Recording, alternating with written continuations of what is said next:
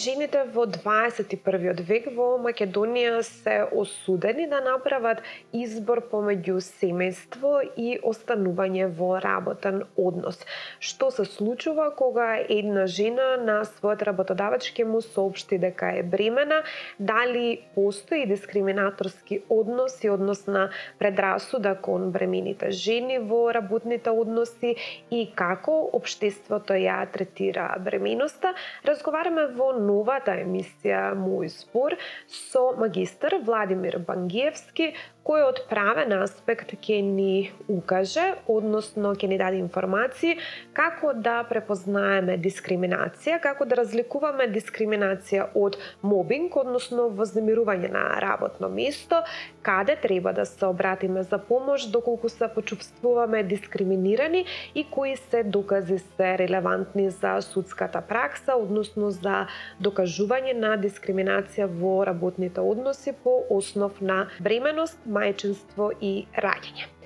Останете со нас и проследете го мојот денешен разговор со магистар Владимир Бангиевски. Владо, ти благодарам што го прифати гостувањето во денешната емисија Мој збор. Разговараме на тема дискриминација на бремени жени во работни односи и некако секогаш кога работам со документарен пристап вакви емисии на социјални теми, многу си ми драг и релевантен гостин, токму заради тоа што од тебе можеме многу поопсежно и стручно да знаеме за социјалните феномени кои што не обкружуваат и на кои што сме непосредно вклучени. Па еве за почетокот, пошто целта на емисијата е да ја поттикнеме свесност, така и гледачите да препознаат дискриминација, можеме ли да дефинираме што е тоа дискриминација и како законот го дефинира и пристапува кон овој проблем и социјален феномен?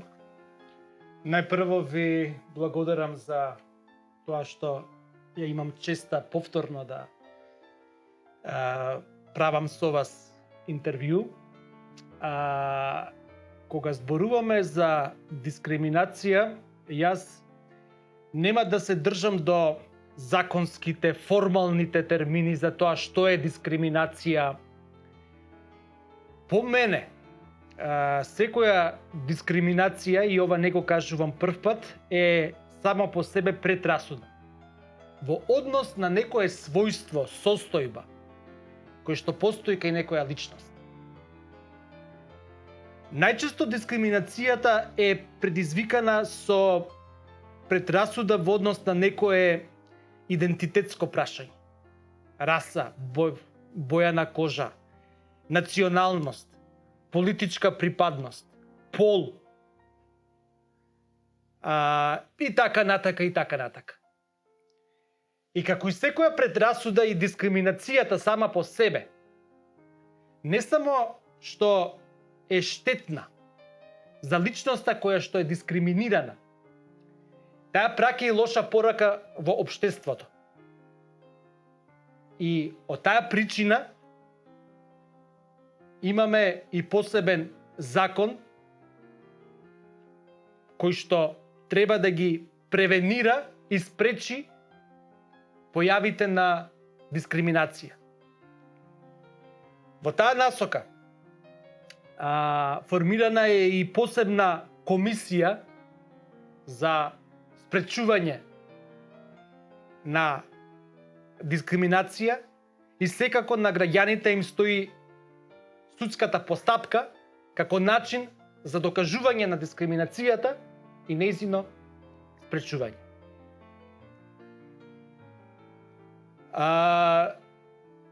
Во Македонија имаме дискриминација. И јас велам дека таа дискриминација понекогаш е јасно видлива, но понекогаш треба да проникнете во процесот за да можете да ја откриете како појава.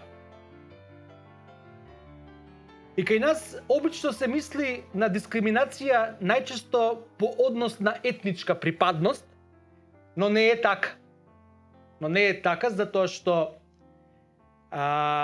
сите форми на дискриминација кои што и теоријата и законот ги познаваат, се присутни кај нас.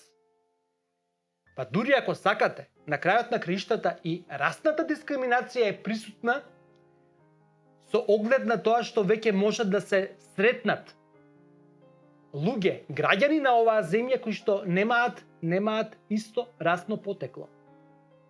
Затоа велам, некогаш таа е јасно видлива и манифестирана во општеството, а некогаш е помалку видлива и треба да проникнете во процесот за да можете да ја откриете. Бити, разговараме на тема дискриминација на бремени жени во работни односи.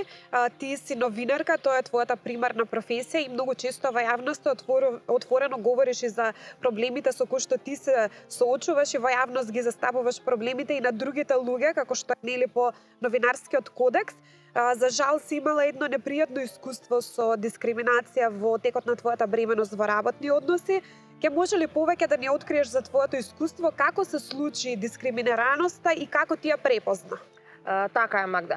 Како што и самата кажа, ние во новинарството имаме за задача чисто пати да информираме за непријатностите и проблемите на останатите луѓе, па им помагаме во рамки на нашите можности, нели? Меѓутоа овој пат се случи да јас се соочам со голем проблем и за прв пат почувствував што значи да бидеш дискриминиран по некоја основа. Јас сметав дека не спаѓам во оние луѓе кои што често се дискриминирани по разни основи, меѓутоа се случи да по основ на бременост мене ме дискриминираат од моето работно место. Односно, во 6-тиот месец од бременоста бев избркана од работа, меѓутоа на начин на кој што тоа го овозможува законот за работни односи, а работодавецот од друга страна да не сноси одговорност. Односно ми заврши договорот на 3 месеци, иако во фирмата работев 4 години, меѓутоа постојано со нов договор на 3 месеци, по истекот на тој договор, законот не ги санкционира оние кои што нема да го продолжат договорот на вработениот, па макар и да се работи за трудница. Тоа беше едно толку лошо искуство од аспект прво финансиски и прашањето што понатака, затоа што во подмината бременост ретко кој би сакал да вработи трудница, кога веќе и самиот работодавец кај што работела истата не ја сакал веќе во истата компанија. Од друг аспект веќе се соочуваш и со психичка несигурност, емотивна криза, зашто ова мене ми се случува, дали заслужив јас ваков начин на однос од страна на мојот работодавец. Што се однесува до дискриминација конкретно во работните односи, ти го спомна и Законот за заштита и спречување на дискриминација, меѓутоа и Законот за работни односи ми се чини дека со еден член забранува директна и индиректна дискриминација, особено по полова основа. Сега, како се можеме да препознаеме дискриминација во работни односи? Например, јас сум се среќавала и лични примери имам, меѓутоа од моето непосредно обкружување, каде што на интервју за работа сте прашувани, например, кога планирате семејство, дали планирате семејство, кое е вашето семејно потекло, кој е вашиот материјален статус, која е вашата вероисповест, можеби некогаш има и такви прашања. Тие ми се чини дека не се релевантни карактеристики за тоа дали вие ќе ја добиете или не работата. Дали се прават, например, во законот такви предвидувања, односно такви јасни дистинкции помеѓу тоа што е дискриминација и како дискриминацијата може да се препознае, третира од процесот на добивање, односно аплицирање и конкурирање за работа до одржување во работниот процес и задржување на работното место. Најчесто дискриминацијата е поврзана и таа најчесто се манифестира во процесот на вработување, во процесот на работење и во процесот на престанок на работниот однос. Знаете што, работодавачот, кога вработува нов работник, тој има право да ја осознае сликата за тоа кого вработува. Тоа е според мене легитимно. Но нема право да проникнува во оние својства, карактеристики, планови на работникот, односно конкретно на работничката, кои што се поврзани со нејзиниот приватен живот. Бременоста, раѓањето, мајчинството се елементи кои што задираат длабоко во приватната сфера на човекот. И тие не дека не влијаат на работниот процес, секако дека влијаат. Меѓутоа, тие не смеат да влијаат на начин кој што ќе предизвика дискриминаторски однос на работодавачот спрема вработената. И тука секако е тоа дали кандидатката, ако веќе зборуваме за лице од женски пол, планира да заснова семејство, планира бременост, планира мајчинство. Тоа се елементи кои што значат отсуство од работа, каде што работодавачот мора да ги има во предвид. Меѓутоа, тој не смее на база на тоа да ја дискриминира работничката во однос на другите вработени. Тоа е интенцијата на заштитата на работничката во законот за спречување на дискриминација и законот за работни односи и другите сродни закони кои што предвидуваат заштита и превенција од дискриминација. Значи, проблемот се појавува во тој момент кога работничката е дискриминирана на база на нејзините приватни планови, што ќе прави со нејзиниот приватен живот. И тоа не смее да се одразува на работниот однос кој што го има засновано, тоа не смее да се одразува на нејзината кариера, напредување, вработување и така натака и така натака. Така, чувството на дискриминираност е многу често, односно дискриминацијата е многу честа појава. Бремените жени неретко говорат, барем во последно време, за искуството со дискриминацијата што го имаат конкретно во работните односи. Навистина тоа е едно горчливо чувство и искуство. Меѓутоа, како ти се почувствува во моментот кога остана без работа? Почна ли бременоста да ја сваќаш како проблематична состојба, како состојба која што ти пречи во остварување на твоето право за работа, или работата дека има некој проблематичен удел во твојата бременост? Како тоа се одрази на твоите ставови кон мајчинството и бременоста и кон твоето детенце? Да, се одрази и тоа многу. Се случи да во одреден момент дури да си помислам зарем ова им се случува на сите бремени жени за кои што јас не сум знаела, или на поголемиот дел од нив, зарем вака изгледа да бидеш мајка во Македонија. Од друга страна, имавме и во минатото еден куп кампањи кај што се посветуваше внимание на тоа дека треба да се зголеми бројот на раѓање, односно наталитетот во државата, па ги доживев како противставености овие две работи. Од една страна голем број млади луѓе кои што се иселуваат, се помал е бројот на првооделенчиња кои што се запишуваат во училиштата, од друга страна на оние мајки кои што решиле да останат во државата и тука да градат иднина, им се невозможува основното право, а од друга страна дури се погазува и достоинството на мајките. Дали бременоста е пречка во остварување на правото на работа? Дали бременоста е посебна состојба која што треба на поинаков начин да се третира во рамките на здравството? И дали работата воопшто и пречи на бременоста? Се прашања кои што се поставуваат во секој работен однос. Сепак, треба да дадеме до знаење дека бременоста не е никаква пречка за остварување на работните задачи и работните процеси, дека бремените жени не се болни и дека исто така работата не влијае на ниту еден начин на бременоста, затоа што таа е просто една нормална состојба во која што најголем дел од жените се наоѓаат или некогаш се нашли. Заради тоа, многу е важно да ги отстраниме сите погрешни претпоставки, предрасуди, стереотипи и стигматизации со кои што се соочуваат бремените жени. Особено опасно што тоа се случува во работните односи, затоа што работните односи се основа за секоја жена да обезбеди достојна екзистенција, услови за живот не само за себе, туку и за своето потомство. Затоа, во продолжение на разговорот ви представуваме каде се можете да се обратите доколку вие или некој ваш блисок се соочува со проблем на дискриминација на бремени жени во работни односи, и тоа во процес на барање и добивање на работа, останување на работа или губење на работа поради бременост. Многу често во последно време говориме за мобинг или за вознемирување на работно место, кога говориме за проблеми кои што се јавуваат во работните односи. Дали сметаш дека дискриминаторскиот однос на некој начин може да се препозна и преку системското вознемирување на работниците, односно работничките, и во каква корелација се впрочем мобингот и дискриминацијата во работни односи? Граѓаните најчесто ги мешаат тие две правни категории. И да се разбереме, мобингот има друга цел. Тој е сличен со процесот на дискриминирање, со дискриминацијата, меѓутоа не е исти. Кај мобингот имаме во предвид една друга појава. Вршење на притисок.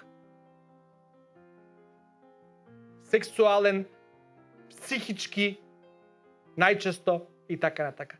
Со цел не само да се дискредитира вработениот, туку на елегантен начин да може да тој самиот си даде отказ, каде што отказот нема да произлегува од работодавачот, па тој да биде изложен на судски постапки доколку е неоснован, туку притисокот е кон целта да тој самиот го напушти работното место.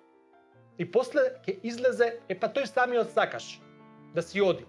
Да, меѓутоа на тоа негово заминување претходел некој процес, а тој најчесто е мобингот.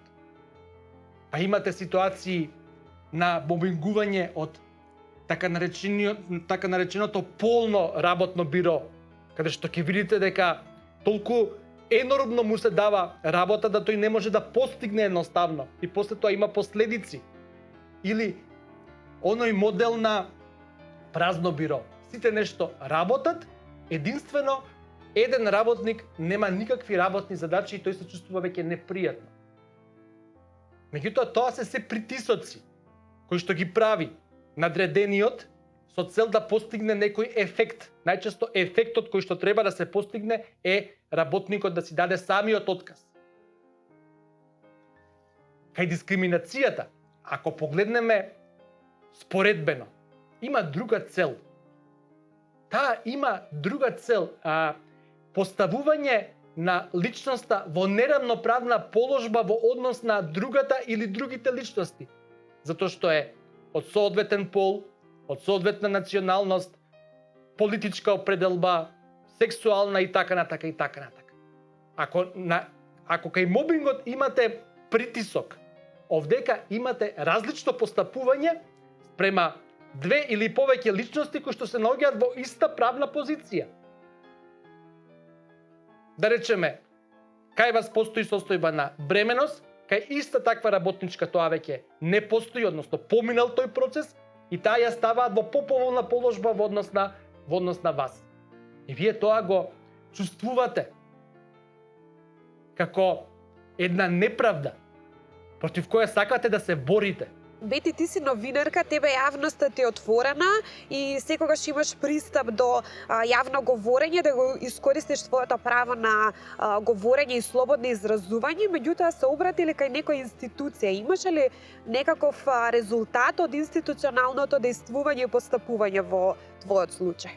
Да, се обратив до Комисијата за заштита од дискриминација, каде што и поднесов представка, меѓутоа од оправдани причини. Јас се вратив на работа до крајот на бременоста, меѓутоа сега во моментов, иако сум на породилно отсуство, сум повторно официјално невработена, затоа што и покрај тоа што законот вели дека ниедна мајка не смее да биде избркана од работа поради мајчинство, јас повторно сум без работа. Што ги советуваш жените, бремените жени кои што ќе се соочат со дискриминација во работни односи или луѓето кои што ќе посведочат на дискриминација на бремени жени во работни односи?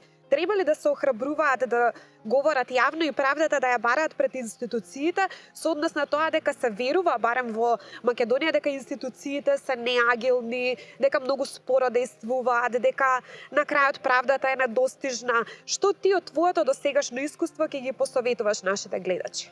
Ги советувам да веруваат во институциите. Иако понекогаш делува дека институциите работат бавно, и ги советувам гледачите кои што ќе се соочат со ваква ситуација да пријават. Тоа е прво и основно, да веруваат на институциите. Можеби на овој начин нема да добијат многу, меѓутоа ќе им ја одземат лагодноста на работодавците. Ќе ги натираат да се почувствуваат во одреден момент барем малку непријатно и неубаво. Тоа не е ништо во споредба со чувството кое што го има една бремена жена која што е избркана од работа, ама да поидеме од никаде. Владо, би сакала за како последно прашање да го побарам твојот коментар. Во моментот, според податоците кои што ги добив од Државната комисија за заштита од дискриминација, се водат 4, односно има вкупно 4 пријави за дискриминација по полова основа по основ на мајчинство, бременост и раѓање. Од тие само една пријава е донесено мислење, тоа е позитивно. Се водат во текст 2 постапки и во едниот случај пријавителката се откажала, односно побарала да се спречи понатамошно постапување, односно процесот по основа на дискриминација, односно докажување на дискриминација. Тоа се релативно мал број на пријави. Еве, јас лично знам дека многу жени би останале без работа во текот на бременоста, меѓутоа во Државната комисија, односно кај надлежните институции, тоа некако не се верификува. И исто така судската пракса понекогаш е контрадикторна. Например, имам увид во една пресуда каде што Основниот граѓански суд во Скопје утврдува дискриминација во еден случај, односно во работни односи по основа на бременост, меѓутоа апелација укинува таа пресуда на Основниот суд и тука имаме една внатрешна контрадикторност во судските процеси кој што може понатаму да биде обесхрабрувачка за жените да пријавуваат дискриминација по основ на бременост во работни односи. Како ти го коментираш таа внатрешна некохезија помеѓу институциите на правдата во Македонија? Видете, јас мислам дека и во постапката пред комисијата и во судската постапка многу е битна правната помош. Не само од аспект на водење на постапка, туку и од аспект на собирање на докази. Од аспект на собирање на докази. Мал е бројот и на позитивно решени случаи пред комисијата и уште помал е бројот пред надлежниот основен граѓански суд. Причината според мене е само една, а тоа е немањето на докази.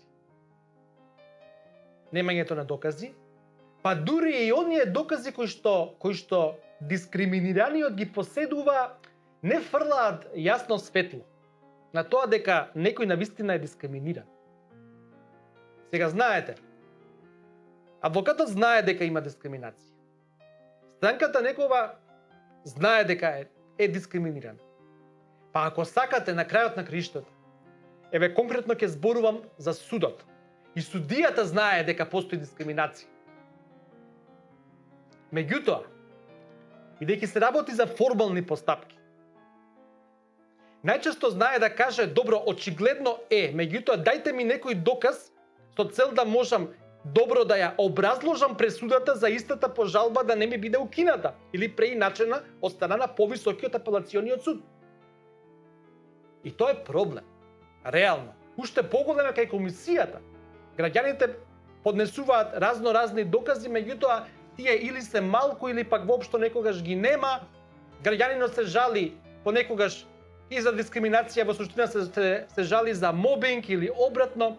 И во една таква ситуација го немаме ние ефектот кој што законот го предвидел. И законот за мобинг, и законот за спречување на дискриминација.